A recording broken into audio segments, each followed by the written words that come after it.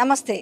Revanth Reddy means పాపం తమ్ముడుగా భావిస్తూ తమ్ముడు ముఖ్యమంత్రి కావాలనేసి మనసారా కోరుకోవడమే కాదు, ముందు వరుసలో మొట్టమొదటి వ్యక్తి ఎవరో మీకు ఈ పాటికి అర్థమవుందా కోరుకున్న వ్యక్తి.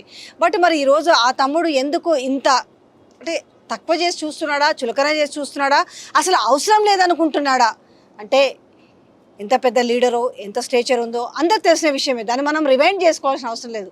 బట్ దేనికోసం ఇదంతా జరుగుతుంది, ఆ విషయాలు ఏంటో సార్ని అడిగి తెలుసుకుందాం. సార్ నమస్తే. సార్ నమస్తే అక్క. నమస్కారం. ఏంది సార్, మా తమ్ముడు ముఖ్యమంత్రి కావాలనేసి మొదటి వరుసలో కోరుకుందే మొదటగా ఉన్నది మీరే. చాలా సంతోషపడ్డారు, మీ ముఖంలో సంతోషం క్షణాగన పడింది. తీరా చూస్తే మీ అపాయింట్మెంట్ కోసం, మీరు ఆయన అపాయింట్మెంట్ కోసం 6 గంటలు వేసి చూసుడేంది, ఇలా మీరు అవమానపడేంది ఎందుకు, అసలు కారణం ఏంది? కర్మ అనేది నేను నమ్మగాని ఇప్పుడు కర్మ అనిపిస్తుంది. ఎన్టీ రామారావు దగ్గర డైరెక్ట్గా ఆయన ఇంట్లో దాకా పోగలిగిన వ్యక్తిని ఇవాళ నాకు అపాయింట్మెంటే లేదంటే సిగ్గు అవుతుంది, బాధ అవుతుంది. ఇది చాలా బాధాకర విషయం. రేవంత్ రెడ్డికి ఏ రకంగా కూడా అది న్యాయం కాదు. ఆయన చాలా ప్రోగ్రెసివ్గా ఉంటాడనేటువంటి అభిప్రాయం నేను అనుకున్నా, కానీ మరి ఈ రకంగా తయారయ్యాడు. చాలా బాధాకరం. అంతా ఒక స్కూల్ నుంచి వచ్చిన వాళ్ళు, జర ఇంకొంచెం మీకు కొంచెం ఎక్కువ ఉండాలి, ఇంకా మీకు కొంచెం సత్సంబంధాలు. ముందుగా కూర్చిన అమ్మ పడగగురుతారు కదా అన్నట్టు అయిపోయింది నా బతుకు. మీరు నిజంగా ఏమనుకున్నారు ఫస్ట్ అయితే? అంటే మీరు కొంచెం మీ పాత పరిచయాలు చాలా ఊహించుకున్నా, నేను సంబరపడ్డా. నాకు అసెంబ్లీ టికెట్ రాకపోయినా నేను మర్చిపోయినా ఆ పనిది మా తమ్ముడు అయ్యిండు అనే అభిప్రాయం నాకు ఉండింది. మా జాతికి కొంత మేలు చేయొచ్చు, పేద జాతికి ముఖ్యంగా మేలు చేయొచ్చు. ఆయనను సక్రమ మార్గంలో రాజకీయాలు చేసే ప్రయత్నం చేస్తాను నేను. నాకు ఇంత తెలుసు రాజకీయాలు అంటే ఏంటో. ఆ రకంగా ఆయనకు తోడుగా ఉందాము. ఈ వయసులో మనం మాటకు ఇంకో తిరిగా మాట్లాడాల్సిన అవసరం లేదు. అతను నిలబెట్టి అతని వల్ల పనులు చేయించి ఆయనకు మంచి పేరు తెద్దామనే అభిప్రాయం తప్ప నాకు వేరే ఉద్దేశం లేదు. కానీ ఎందుకో దురదృష్టము ఆయన తీసుకున్న నిర్ణయాలే ఇప్పుడు మనం అనుకుందాము. ఇప్పుడు దళితులై ఉన్నాయి. దళితులది ఇది అవసరమా? ఇప్పేంట ఇదంతా ఈ గొడవ అవసరమా? అసలు ఈ గొడవకు కారణం ఆయనే కదా, ఆద్యుడు ఆయనే కదా. అది మరి ముఖ్యంగా ఇక్కడ అసలు పాయింట్ ఇక్కడే ఉంది. ఇప్పుడు అక్కడ టికెట్ అనౌన్స్ అయింది, నానా గందరగోళాల మధ్యలో ఖచ్చితంగా నా కూతురికే టికెట్ కావాలన్నాడు. టికెట్ అనౌన్స్ అయిన తర్వాత ఉదయం మాట్లాడిండు, ఆయన ఆశీర్వాదం తీసుకున్నారు కేసీఆర్ది. మళ్ళీ సాయంత్రం వరకల్లా పార్టీ మారే పరిస్థితి వచ్చిందంటే ఏముంది అక్కడ? అసలు రీజన్ ఏంటి? అంటే ఈయనకు అంటే మాకు వినిపించిన వరకు ఆయనకు ఒక మంత్రి పదవి, బిడ్డకు ఎంపీ సీట్. ఇదా నీకు మాట చెప్పనా? అసలు కడియం శ్రీ అనేవాడు ఒక మోసగాడు. ఎందుకంటే అతను స్ట్రేట్ ఫార్వర్డ్ ఉంటే నా కులం గిది, చాల్ నాకు ఉన్నా ఒకటే లేకున్నా ఒకటే అనే స్టైల్లో మాట్లాడాలి కదా. ఆయన ఎప్పుడు మాట్లాడు అంటే ఆయన క్యాస్ట్ ఏందో చెప్పాడు. మరి ఇంత సబ్జెక్ట్ వచ్చింది కాబట్టి మీ దగ్గర నుంచి వాళ్ళ అంటే ఎర్రబెల్లి దయాకర్ రావు చెప్పిందే, అది కూడా చెప్పాలి. వాళ్ళ రియల్ ఫాదర్ నేమ్ ఇక నాకు తెలియదు, బైన్లో ఆయన తెలుసు కానీ పేరు మనకి ఆయన ఎవరైతే పెంచారో అది కాకుండా ఆయన పుట్టిన తెలియదండి. కానీ అది వాళ్ళు వాస్తవం అదే కదా. సరే ఓకే, బైన్లా అనేదే నువ్వు పెట్టుకో. నేనేమంటున్నా అంటే పోని బైన్లో అయినా ఒక్క ఇల్లు నువ్వుకి ఇస్తావా టికెట్? కానీ ఇప్పటికైనా 80 లక్షల మంది మా టికెట్ మాకే కావాలి ఆయనకి ఇవ్వద్దని చెప్తుంటే కూడా మరి ఆ పేరును ఆ రకంగానే ఏ ఆస్పెక్ట్ మీద ఇచ్చినారని మీరు అనుకుంటున్నారు? నేను ఏ ఆస్పెక్ట్ లేదు. ఆయన ముఖ్యమంత్రికి 4 ఎమ్మెల్యేలు ఎక్స్ట్రా కావాలి. ఆయన పదవికి ఏదో గండం ఉందంట. ఈ గండం లేకుండా ఉండడానికి ఎమ్మెల్యేలు కావాలి. ఈ పనికిమాలినోడు ఆయనకు దొరికిండు. ఎమ్మెల్యే ఎవరు ఉన్నమాట కేసీఆర్ కూడా చెప్పిండు, అందరు చెప్పిండ్రు ఆయన ప్రభుత్వాన్ని మేము ముట్టుకోమని చెప్పారు. ఒక మాట. ఒకవేళ కేసీఆర్ మీదనే వ్యతిరేకంగా ప్రజలు ఓట్లేశారు కాబట్టి రేవంత్ రెడ్డిని ముట్టుకుంటే ప్రజలు ఊకుంటారండి? మేము ఊకుంటామా? ఏ పరిస్థితిలో కూడా ఆయన ముట్టుకునే అర్హత ఎవరికి లేదు. ముట్టుకుంటే కూడా మేము ఊరుకుంటున్నాం. ప్రజల సమస్యలు రేపిచ్చిన హామీలు నెరవేర్చకపోయినా, తర్వాత ప్రజలకు ఏమి నెరవేర్చకపోయినా, ప్రజల్ని పట్టించుకోకపోయినా కూడా మీరు చాలా దూరం పోతున్నారు. ఇవాళ ఆయన నిర్ణయాల వల్ల ఫెయిల్ అవుతున్నానని ఆయనే చెప్పుకుంటున్నారు. వచ్చిన సావది. ఆయన ఎవడు ముట్టుకుంటూ పొద్దాక రేవంత్ రెడ్డికి ఎన్టీ రామారావు గారికి జరిగినటువంటి ఎపిసోడ్లో కూడా ప్రముఖ పాత్ర పోషించిన సో మీరు ఒక అన్నగా కాపాడుకుందరు రేవంత్ రెడ్డిని. ఒక అన్నగా కాపాడుకోవడమే కాదు, ఆయన నిత్యం ఆయన ఎంబడి ఉండి రాజకీయాల్లో కూడా బ్రహ్మాండమైనటువంటి పేరు తెచ్చేటువంటి, ఎందుకంటే నా మీద ఏం అలిగేషన్స్ లేవు, నేనేం కరప్టెడ్ కాదు, నేనేం అందరిలాగా లంగా దొంగ పనులు చేసింది ఏమి లేదు. అటువంటిప్పుడు నా నిజాయితీ, నా నీతి అనేది ఆయన పక్షాన్ని నిలబడితే ఆయనకు మేలయ్యేది ఒక దళితుడిగా, అది కూడా ఒక మాదిగా. మరి ఎందుకు ప్రాబ్లం ఏంది? ఎందుకు మీతో అట్లా డిటాచ్గా ఎందుకుంటున్నాడు? మీరేమో మావోడే కదా, మా తమ్ముడే కదా అని మీరు అనుకుంటే, ఆయన మాత్రం ఎందుకు అంత డిటాచ్గా ఉంటున్నాడు? ఏదో ఇన్ఫీరియారిటీ కాంప్లెక్స్ ఉందో మన్నో మషాను నాకు తెలియదు ఎందుకు అట్లా ఏందో. మరి తెలుగుదేశం వాళ్ళు మోత్పల్లి నరసింహ గారు మాదిగా, అతను చాలా డామినేటింగ్ పర్సనాలిటీ. తెలుగుదేశంలో కూడా ఏం సీఎం అయితే నేను, కానీ ఒకటి మాత్రం నిజం, ఎమ్మెల్యే టికెట్ కూడా దాట వేశారు, ఎంపీ టికెట్ కూడా నేనేం బాధపడలే, వాస్తవం చెప్తున్నా. నాకేందంటే నా దళిత వర్గానికి, నా పేద వర్గాలకి ఏదన్నా న్యాయం జరగాలి, పని జరగాలంటే మనకు తెలిసినోడు ఉండాలి. తెలియనోని దగ్గర పోయేదానికంటే తెలిసినోని తయారు చేసుకుని. అచ్చా, నేను రేవంత్ రెడ్డి ముఖ్యమంత్రి అని ఎప్పుడు చెప్పా? ఎన్నికలు కాకముందు చెప్పా. ఎన్నికలలో గెలవకపోతే నేను ఆయనతో కలిసి పోరాటం చేసేవాడిని కదా. ఇప్పుడు గెలిచిండు కాబట్టి ముఖ్యమంత్రి అయ్యిండు, గెలవకపోతే కూడా ఆయనతో కలిసి పోరాటం చేయడానికి నేను సిద్ధపడి ముందుకు వచ్చిన వ్యక్తి. నన్ను పక్కన పెట్టి నన్ను పలకరించకుండా, ఏ ఇష్యూలో కూడా నన్ను సంప్రదించకుండా ఇవాళ నా జాతికే మొత్తానికే ఎసరు పెట్టిండు. నా జాతికి ఎసరు పెట్టిండు కాబట్టి తీవ్ర పరిణామాలు. అసలే ఇప్పుడు టూ థింగ్స్ ఉంటాయండి. ఎందుకు వచ్చిన బాధ, ఒక స్టేచర్ ఉన్న లీడర్ కదా, గతంలో ఇన్నిసార్లు ఎమ్మెల్యే అయిన వ్యక్తి, ఇంత ఉంది. అసలే ఆయన మీరు సినిమాలో కూడా సీఎంగా చేసిరు, ఆయన చూసిండు. అది రేపు పుసుకున్న మళ్ళీ ఏడ నాకు పోటీ వస్తాడా అనేది ఏమైనా ఉందా? అట్లాంటి ఫీలింగ్ మరి ఎందుకు దూరం పెడుతున్నారు? మరి అలాంటిది లేదు, కానీ ఆయనకి ఏందో మరి మాదిగ జాతి అంటేనే పడదు అన్నట్టుగా ఆయన బిహేవియర్ కనపడతా ఉంది. ఇప్పుడు నేనంటే సరే, నా గురించి పక్కన పెట్టు, జాతి ఏమన్నది? మాదిగ జాతి మొత్తాన్ని పక్కకు పెట్టాల్సిన అవసరం ఏమొచ్చింది? మాదిగ జాతి అంటే అంటరానోళ్ళని చూసే పరిస్థితి ఎందుకు వచ్చింది? అది నేను అడుగుతున్నా. అసలు మీరు అపాయింట్మెంట్ అడిగితే ఏమంటున్నారు చెప్పు? 6 గంటల ఆయన మాట్లాడితే కదనమ్మా, మాట్లాడేది ఎవరు? ఆయన అపాయింట్మెంట్ కావాలన్నా ఆయన ఏ విషయంలో అయినా సంప్రదించాల్సింది ఆ నరేందర్ రెడ్డి గారిని. ఏమండి, ఆయనకు చెప్పా నేను, మాకు నా పార్లమెంటు విషయాలు చెప్పాను, అసెంబ్లీ అప్పుడు చెప్పాను, అనేక సందర్భాల్లో అసెంబ్లీలో కూడా చెప్పాను. అన్ని బోంగా నేను సీఎం గారిని కలవాలని చెప్పాను. చెప్తే వారం రోజులలో కల్పిస్తాను అని అన్నాడు. ఇక వారం రోజులు పోయింది, నెల రోజులు పోయింది, అసలు టికెట్ డిక్లేర్ అయినాయి, ఎవరికి రాకుండా చేశారు. మొత్తం మాదిగ జాతిని మొత్తం బొంద పెట్టారు రాజకీయంగా. ఇది సహించాలన్నటువంటి విషయం.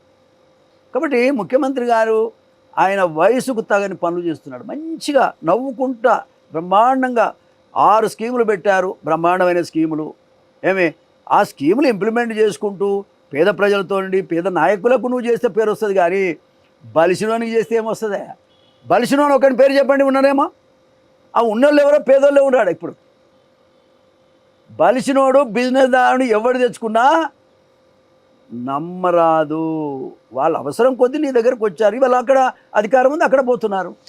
ఎవడైనా ఉంటాడా? బలిసినవాడు ఎవ్వడు కూడా ఉండడు, డబ్బున్నవాడు ఎవ్వడు ఉండడు. దొంగ లంగ పనులు చేసి సంపాదిస్తారు. వాళ్ళు ఎందుకు ఉంటారండి? మళ్ళీ అధికారం లేకపోతే వాళ్ళు బతకలేరు కాబట్టి నీ దగ్గరికి వస్తున్నారు వాళ్ళు. ఈ మాత్రం గ్రహించలేకపోతున్నాడు. మరి అదే కదా, మరి గ్రహించకనే కదా ఈ ప్రాబ్లము. గ్రహిస్తే ప్రాబ్లం ఎక్కడుంది? గ్రహిస్తే ప్రాబ్లం లేదు కదా. ఇప్పుడు ఆయన పదే నా వెనక కుట్ర జరుగుతుంది, నన్ను కూలుస్తారు అంటున్నాడు. ఎవరు ఎందుకు ఆ మాటని? అంటే భయంతో, అంటే ముందుగానే అస్త్ర సన్యాసం చేసినట్ట, లేకపోతే దాని లాజిక్ కోసం మాట్లాడుతున్నాడా? ఏంటి వ్యూహమా? ఏంది కారణం? భయమా? ఆయనకి ఇక ఈ గడియ నుంచి పేదోళ్ళను ముట్టుకున్నాడు, మాదిగోళ్ళను ముట్టుకున్నాడు. మాదిగోళ్ళకు ద్రోహం చేసే ప్రయత్నం ఎవరు చేసినరో కానీ ఆ బదనాం అయితే ఆయనకు వచ్చింది. ఇది ఏ రకంగా కూడా ఆయన మీద రాబోయే కాలంలో బాగుండదు. సరి చేసుకుంటే మేము అందరం ఉంటాం, పార్టీ లైన్లో ఉంటాం. కాంగ్రెస్ పార్టీని దాటిపోయేది లేదు, ఇప్పటికి కూడా పోయేది లేదు, ఎప్పటికి పోయేది లేదు. కానీ ఆయన సరి చేసుకోవాలి. నిర్ణయాన్ని మార్చుకోవాలి. సరే, రేవంత్ రెడ్డి కాకుండా మిగతా వాళ్ళు ఎవరైనా ఉన్నారు, కనీసం ఏంటి మోత్కుపల్లి గారి సమస్య ఏంటి, ఆయన ఏం చెప్తున్నాడు మాదిగ సమాజం గురించి అని ఎవరైనా బట్టి విక్రమార్కన్నా మాట్లాడాల్సి ఉండే. ఎందుకంటే ఆయన కులం మాలైనా మరి ఆయన దళితుడు కదా, అందరి గురించి మాట్లాడాలి. ఒక విషయం చెప్తా, నేను చుండూరు సమస్యలో చుండూరులో సచ్చిందంత మాలవాళ్ళు సుమారు 15-20 మందిని ఊచకోతలు కోసి మూటలు కట్టి చెరువులో పడేసిండ్రు. నేను అక్కడికి పోయి నేను ఆమరణ నిరాహార దీక్ష చేసి అసెంబ్లీలో జనార్దన్ రెడ్డి చీఫ్ మినిస్టర్ ఉన్నాడు. చీఫ్ మినిస్టర్ గారు పిలిచి 100 సార్లు మాట్లాడినా నేను వినలే. ఆమె నిరాహార దీక్ష చేసినా, వాళ్ళకు రావాల్సిన డిమాండ్స్ అన్ని ఒప్పించినా. ఏమండి, నేను పివి నరసింహరావు అప్పుడు బై ఎలక్షన్ల కంటెస్ట్ పిఎంఐ కర్నూలులో నేను కంటెస్ట్ అని కంటెస్ట్ చేసిన అక్కడ పివి నరసింహరావు కూడా జనార్దన్ రెడ్డితో మాట్లాడాడు. మరి ఆయన ఏంది, ఆయన కోరికల ఏదో చేయవయ్యా బాబు, నేను ప్రధానమంత్రిగా అక్కడికి వస్తుంటే ఒక ఎస్సీ అబ్బాయి అక్కడ పోటీ చేయడం కరెక్ట్ కాదంటే ఆ సమస్యలన్నీ పరిష్కారం అయినాయి. ఆనాడు కత్తి పద్మరావు గారు కూడా దాంట్లో ఇన్వాల్వ్ కాదు. దళిత సమాజాన్ని చాలా చిన్న చూపు చూస్తున్నారు అంటున్నారు. సరే, మాదిగా మాలా పక్కన పెడితే మరి ఇప్పుడు వాళ్ళ క్యాబినెట్లో ఒకరేమో డిప్యూటీ సీఎం ఉన్నారు, ఒకరేమో ఐ థింక్ ఇది ఆరోగ్య శాఖ మంత్రి ఉన్నారు. మరి ఎట్లా చిన్న చూపు చూసినట్టు? ఇప్పుడు మీరు ఒక మాట చెప్తా, శాఖలు ఇవ్వటం కాదు, శాఖల్లో శక్తిని కూడా ఇవ్వాలి. ఆ శక్తి ఉందేమో అడగండి ఎవరికైనా. అంటే డమ్మీలు అంటారా? గట్టినే కనబడుతున్నారు, లేకపోతే ఎందుకు మాట్లాడరు? ఈ సమస్య మీద ఎందుకు మాట్లాడతలేరు? అయినా వాళ్ళే ఎందుకు మాట్లాడాలి? మిగతా మంత్రులకు మా దళితుల ఓట్లు అక్కర్లేదా? ఎమ్మెల్యేలకు అక్కర్లేదా? ఇప్పుడు 119 ఎమ్మెల్యేలు ఉన్నారు, 119 సీట్లలో మా మాదిగల ప్రభావం పడదా? రేపు ఎన్నికల్లో మాదిగలంతా అడ్డం తిరగరా? అడ్డం తిరిగితే మీరు తిరగగలుగుతారా? మీరు ఏ రకంగా గెలవగలుగుతారు మాదిగలను కాదని? మీరు రేపు విత్డ్రాల్స్ దాకా నేను వెయిట్ చేద్దాం అనుకున్నా. విత్డ్రాల్స్ తర్వాత నేను ఒక బస్సు యాత్ర చేద్దాం అనుకుంటున్నా మొత్తం 119 నియోజకవర్గాల్లో. ఏం చెప్పాలనుకుంటున్నారు? ఏం చేయాలనుకుంటున్నా అంటే మా మాదిగలకు 2 సీట్లు ఇవ్వలేదు, మమ్మల్ని అనగదొక్కిండ్రు. రాబోయే కాలంలో కూడా మాకు ఎమ్మెల్యేలు రావు, రాబోయే కాలంలో మాకు ఉద్యోగాలు కూడా ఇవ్వరు. మేము ఏం చేయాలి? ఇప్పుడు ఇవి ఇవ్వనప్పుడు మేము ఏం చేయలేము అనుకుంటే రేపు అవి ఇవ్వకపోతే మేము ఏం చేయగలుగుతాం? అందుకే ఇప్పుడే అడ్డం తిరిగి మాట్లాడతాం. ఇంకా మీరు ఇట్లనే అనుకుంటూ దీక్ష చేసుకుంటూ ఇట్లనే ఉంటారా? దీనికి ఏమన్నా మేము ఏం చేయగలుగుతాం బిడ్డ? మేము పేద కులాలు, మేము ఫైట్ చేయగలుగుతామే తప్ప అధికారం మా చేతుల్లో లేదు కదా. ఇప్పుడు బస్సు యాత్ర చేస్తామంటారు, బస్సు యాత్ర చేస్తున్నాం, మరి బస్సు యాత్ర ద్వారా మీరు ఏం చెప్పాలనుకుంటున్నారు? మా జనానికి చెప్తా, అప్పుడు చెప్తా. ఇప్పుడు ఎట్లా? ఇప్పుడు ఎలక్షన్ల వరకే తీస్తారా బస్సు యాత్ర? రేపు విత్డ్రాల్స్ తర్వాత బస్సు యాత్ర చేయాలని డ్యామేజ్ అవుతుంది అనుకుంటారు. ఏది పార్టీకి డ్యామేజ్? మరి పార్టీకి డ్యామేజ్ అని పార్టీ వచ్చి మాట్లాడాలి కదా. మమ్మల్ని పిలుచుకొని మా ఇంటికి రాకూడదు, మేము వస్తాం మాట్లాడు, మాకు అపాయింట్మెంట్ ఇయ్యరి, మేమేం చెయ్యం, మాకేం షోకా. నాకు చేత కూడా కావటం లేదు. నాకు 70 ఏళ్ళ వయసు ఉంది, 28 సంవత్సరాలు వినమ్మా, 28 సంవత్సరాల షుగర్ వచ్చినది నాకు. ఎన్టీఆర్ చచ్చిపోయిన రోజు వచ్చింది నాకు షుగర్. ఇవాళ నా ఆరోగ్యం కూడా నాకు చాలా ఆపరేషన్లు అయినాయి, చాలా ప్రాబ్లమ్స్లో ఉన్నా నేను. అయినా కూడా మరి ఏం చేయాలి? నా జాతి కోసం నేను చచ్చినా పర్వాలేదు. అంటే ఇప్పుడు ఒకవేళ నీళ్ళు వస్తున్నాయి వీడు అనుకుంటే నాకు నిద్ర పడతలేదు. నేను ఒక్క పూట కూడా అన్నం సరిగా తినలేకపోతున్నా. కారణం నేను ఇంతకాలానికి సరే కాంగ్రెస్ పార్టీని అనుకుందాం. కాంగ్రెస్ పార్టీలో జనార్దన్ రెడ్డి కానీ, రాజశేఖర రెడ్డి గారు కానీ, చెన్నారెడ్డి కానీ, విజయభాస్కర్ రెడ్డి గారు కానీ, వీళ్ళు ఎవరు కూడా ఇంత దుర్మార్గమైనటువంటి పరిస్థితులు ఎప్పుడూ లేవు మా కులానికి. ఇవాళ ఎందుకు వచ్చినాయి ఇవి? దీనివల్ల ప్రయోజనం ఏది? పోని ముఖ్యమంత్రి గారికి వచ్చిన ప్రయోజనం ఏముంది? పార్టీకి నష్టం వస్తుంది. పార్టీకి నష్టం వస్తే ఆయన కూడా నష్టం వస్తుంది కదా. సీటు రాలేదనుకో, రేపు పొద్దున ఆయన ఉండేస్తారా కాంగ్రెస్ వాళ్ళు? రేపటి నుంచే దించేది మేము ఉంటామంటారు. ఇవన్నీ ఆయనకు ప్రమాదాలు. మీకు మోత్కుపల్లి నరసింహులకి పదవి వచ్చుంటే ఈ రోజు మీరు నిజంగా ఈ మాదిగ సమాజం కోసం మాట్లాడేటోళ్ళా? అరే భలే ఉన్నావు. నాకు పదవి వచ్చింటే నా కులాన్ని దగ్గర పెట్టుకొని ఇంకా వాళ్ళకి ఏం కావాలో ఆలోచించేవాడిని, ముఖ్యమంత్రితో చేపించేవాడిని. లీడరే కదా చేపిస్తాడు, మరి ఎవడు చేపిస్తాడు? ఎవడో ఒక లీడర్ అయితే కావాలిగా, చేపించేవాడిని కదా. నేను ఆయనను అట్లా గీత దాటి పోనిచ్చేవాడిని కూడా కాదు. తప్పు ఇది మంచి. ఎన్టీ రామారావు కూడా సలహాలు ఇచ్చినోడిని, చంద్రబాబు గారు సలహా ఇచ్చినోడిని. అసెంబ్లీలో నేను లేచినట్టు నాకు ఎదురు మాట్లాడినోడే లేడు. మరి ఎందుకు? అంటే మీ గురువు చంద్రబాబు నాయుడు ఏమైనా వద్దన్నారేమో, ఆయన సజెషన్స్ మీద ముందుకు పోతాడు కదా. నాకు అన్న చంద్రబాబు మా నాయుడు మీ గురువు అన్న, ఎవరంటే ఎన్టీ ఆయన రామారావు. గురువు. ఆహా, ఎన్టీ రామారావు నా గురువు. మీ తమ్ముడికి గురువు కాబట్టి వద్దొద్దులే మరి చూడు డిటాచ్ గా ఉండేమని సలహా ఇచ్చిండేమో, ఎందుకంటే మీరు అందరూ ఒకటే కదా. ఆయన ఎందుకు ఇస్తాడు దీంట్లో కానీ, లేకపోతే ఆయన బాధ ఆయన పడుతుండాడ పాపం. ఆయన పొద్దున్న లేచి రాత్రి దాకా తిరిగి ఏం జరుగుతుందో తెలుస్తలేదు ఆంధ్రలో. చెప్పు, నువ్వే చెప్పాలి ఏం జరుగుతుంది. నిజంగా భువనగిరి సీటు వస్తుందని ఒక మాట నన్ను అడగాల వద్దా బిడ్డ? ఒక మాట, నేను సీనియర్ లీడరు, మాస్ లీడర్, అది కూడా అంటే మీరు మొన్ననే వచ్చిరని మేబీ అంటే కాంగ్రెస్ పార్టీకి మొన్న రావచ్చు. నేను కాంగ్రెస్ పార్టీలకు నల్గొండ జిల్లాలో కొత్తగా లేను. మేబీ అదొక కారణమేమో కదా, మొన్ననే కాంగ్రెస్ పార్టీకి వచ్చినామని అదొక రీజన్ అయి ఉండొచ్చు. ఆయన ఎప్పుడు వచ్చాడు? అట్లా అంటే నువ్వు అట్లా అడిగితే ఇట్లా అడుగుతున్నావు. మరి పాపం ఆయన మాత్రం ఎప్పుడు వచ్చే హెడ్ అయిపోయాడు కదా, మరి ఆయన కూడా తప్పేమున్నది.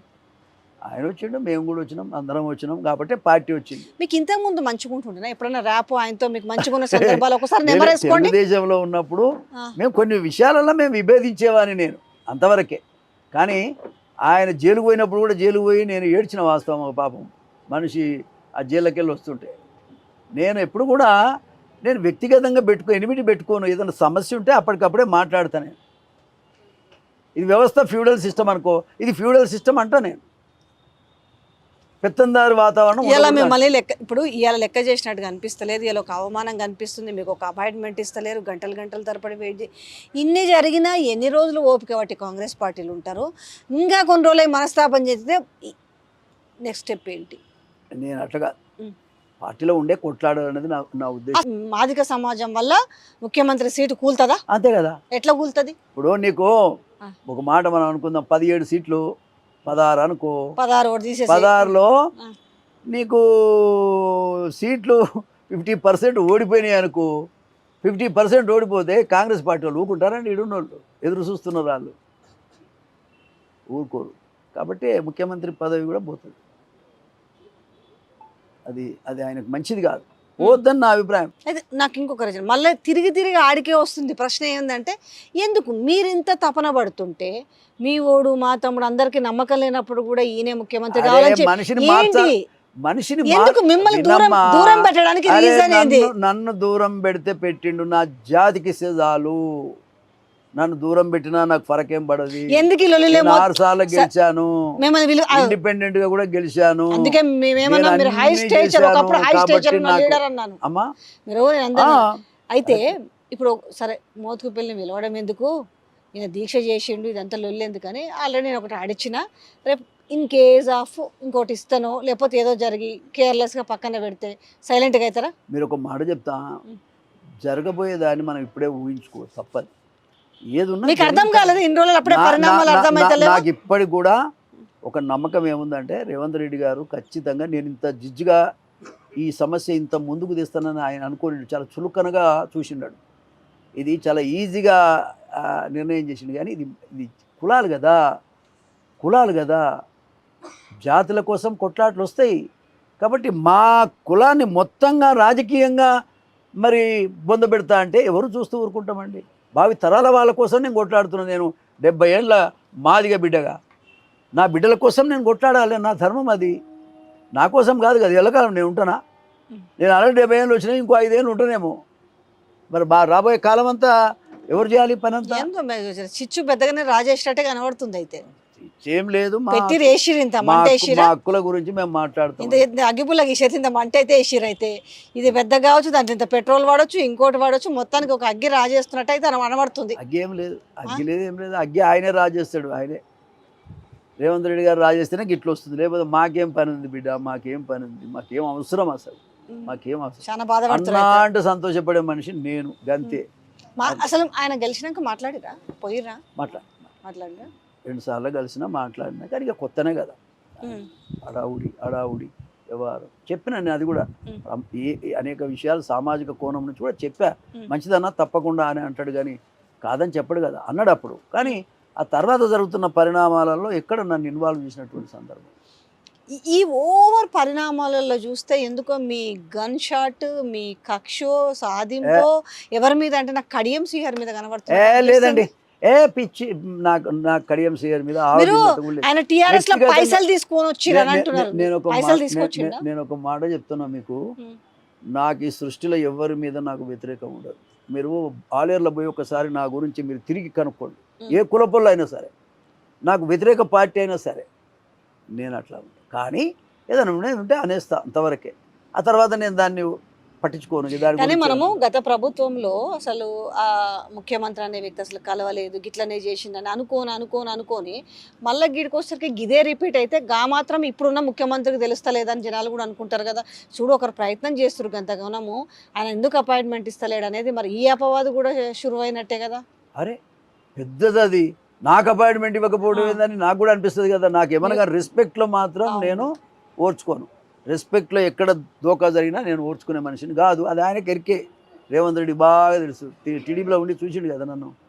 కాబట్టి నేను ఏ పరిస్థితుల్లో కూడా మా మాదిగలకి 2 సీట్లు ఇవ్వాలి. అదేవిధంగా ముఖ్యమంత్రి గారు కూడా దయచేసి మమ్మల్ని అర్థం చేసుకోవాలి, మాకు అపాయింట్మెంట్ ఇవ్వాలి, మాతో మాట్లాడాలి, 2 సీట్లు కేటాయించాలి, మాదిగలతో సహా అందరం కలిసి కాంగ్రెస్ పార్టీని గెలిపించుకోవాలి. లేదంటే 16 నియోజకవర్గాల్లో మాదిగల యొక్క శక్తి ఏమిటో ఖచ్చితంగా ప్రజలు నిరూపిస్తారు. మీరు చాలా అగ్రెసివ్ గా మాట్లాడుతుంటారు, ఉన్నది ఉన్నట్టు. ఏం అగ్రెసివ్ అంటే గతంలో కూడా మీరు అది వేరు, ఇప్పుడు అది మనసులో పెట్టుకున్నాడేమో కదా.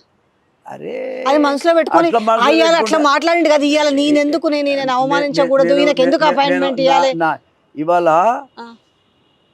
ఇప్పుడు ఎప్పుడు ఎందుకు కానీ నేను ఆయన ఏమన్నా అనుకోని ఏమన్నా ఉంటే ఉండని మరి ఆయన మనసులో నాకేం చేసేది అట్లనే కనబడుతుంది. మరి ఉన్నాయో మరి అదే కొంచెం అనిపడుతుంది. ఒకసారి కొంచెం వెనక్కి తిరిగి చూసుకుంటే నాకు తెలియదు, అన్ని మర్చిపోతాను, నా దగ్గర ఉండవు. సరే, చివరిగా ఏం చెప్పాలనుకుంటున్నారు? నేను చెప్పేది ఏంటంటే మాదిగ బిడ్డలందరికీ నేను రిక్వెస్ట్ చేస్తున్నా, అసలు మన భవిష్యత్తునే లేకుండా చేసే ప్రయత్నం కుట్ర జరుగుతూ ఉంది. ఈ కుట్రకు మనం బలి కావద్దు. చదువుకున్న బిడ్డలు, విద్యార్థులు, అక్కలు, అమ్మలు, నా బిడ్డలు, మా అన్నదమ్ములు, మాదిగ జాతి మొత్తాన్ని అన్ని నియోజకవర్గాలలో లేచి నిలబడండి. ఈ 2 సీట్లు కావాలని అడగండి. మనం సాధించుకోవాల్సిన అవసరం ఉంది. ఒకవేళ దీంట్లో కనుక మనం సాధించుకోలేకపోతే రేపు ఎమ్మెల్యే టికెట్లు కూడా కేసీఆర్ అన్న 13 ఇచ్చిండు, ఈయన 10 ఇచ్చిండు. కేసీఆర్ అన్న 2 పార్లమెంట్ సీట్లు ఇచ్చిండు, ఈయన 1 కూడా ఇవ్వలే. అంటే ఏ పరిస్థితిలో మనం రేపు పొద్దున అసెంబ్లీ కూడా ఇయ్యరు. రేపు ఎంప్లాయ్మెంట్ కూడా మీకు లేదు మాదిగోళ్ళ కంటే. మేము ఏం చేయాలి? హక్కుల కోసం పోరాటం చేయాలి. రాజ్యాంగ పరంగా వచ్చినటువంటి రిజర్వేషన్ల నుంచి తెలంగాణ రాష్ట్రంలో మనల్ని, మన పేర్లు కూడా ఓటర్ లిస్ట్లో కొట్టేసే ప్రయత్నం జరుగుతూ ఉంది. అంతేకాదు అన్ని రంగాల్లో కూడా, అన్నిట్లో కూడా మన రిజర్వేషన్ లేకుండా చేసే ప్రయత్నం కనబడుతూ ఉంది. అటు రేపు ఇవాళ ఎంపీ సీట్లు రావు, రేపు ఎమ్మెల్యే సీట్లు రావు, రేపు ఎంప్లాయ్మెంట్ రాదు, రేపు చదువులకే మనల్ని దూరం పెట్టేటువంటి కుట్ర జరుగుతూ ఉంది. దీన్ని ఎదుర్కోవాల్సిన అవసరం ఉంది. నా ప్రాణం ఇవ్వడానికి నా జాతి కోసం నేను సిద్ధంగా ఉన్నా. నేను వెనుకపోయేది లేదు. ఏ రకంగానైనా సరే మనం ఏం అడుగుతలేము, ఎవరిని ఇబ్బంది పెడతలేము. రాహుల్ గాంధీ ప్రధానమంత్రి కావాలని కోరుకుంటున్నాము. అయితే మా గొంతులు నొక్కి మమ్మల్ని పాతరేస్తే మేమేం చేయాలి? ఇది మంచి పద్ధతి కాదు. సోనియా గాంధీ నాయకత్వం, పాపం ఆమె ఒక వాగ్దానం చేసిందంటే వాగ్దానానికి కట్టుబడి తెలంగాణ ఇచ్చిన సోనియా గాంధీ గారు కృతజ్ఞతగా మేము అందరం సపోర్ట్ చేసినామండి. మేము నన్ను అడిగినామా? మేము ఎవరిదన్నా గుంజుకొని మాకు ఇవ్వమంటున్నామా? వాస్తవంగా జనరల్ సీట్లో భువనగిరిలో నాకు ఇచ్చినా గెలుస్తాను. నేను భువనగిరిలో ఇచ్చినా నేను గెలుస్తానండి. That is my capacity. కానీ ఒక మాదిగోడికి జనరల్ సీట్ ఇస్తామా అనే అహంకారం వాళ్ళకు ఉంటే ఉండొచ్చు, కానీ నేను గెలవగలుగుతాను. నాకు అంత గుడ్ విల్ ఉంది. గౌరవించండి. అంటే నాకు మరి అదేనా ఉన్నదో ఏం పాడో. కానీ ఇవాళ కూడా నేను రిక్వెస్ట్ చేసేది ఏంటంటే, ఇప్పటికైనా మమ్మల్ని పిలవండి, మాట్లాడండి. మీరు మాట్లాడటం వల్ల ఖచ్చితంగా న్యాయం జరుగుతుంది. మాట్లాడండి, మాదిగలకు న్యాయం చేయండి.